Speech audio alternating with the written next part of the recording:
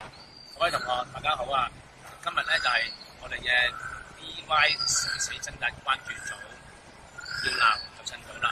今次咧就係有時記者訪問翻我哋啦，即係我哋個經過同我哋嗰個有啲好多好冤屈嘅嘢啦。咁但係點樣都好啦，都好多謝有時記者佢哋嘅中肯報導啦。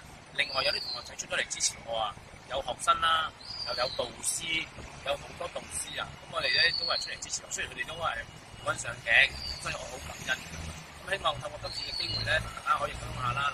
上次啊，有時講下啲嘢係真係大家你鬧我鬧你嗰啲嘢啦。今次我就唔想講啦，希望你哋拭目以待，睇翻有線嘅報導啦。咁另外嗱其他導師咧，慢慢我哋都會可以出翻糧，遲少少咧。而家我哋開始營運翻學校啦，咁慢慢俾少少時間我哋啦，好唔好啊？咁啊都係出咗嗰邊先啦，一樣啊，即係嗰班我哋嘅所謂嘅非人性導師咧先，好唔好啊？嚟緊咧，我想搞個新動作，好快啫，2秒鐘鬆關節嘅，因為有時我哋而家想做咧呢個頻道係想做瑜伽㗎，唔係想講八婆嘢㗎。咁啊，我就想做一個動作，就係牛角式，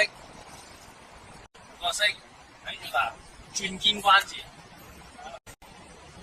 5、4、3、2、1，啊呢一下啦，睇完啦，轉乜嘢？1、2、3、4。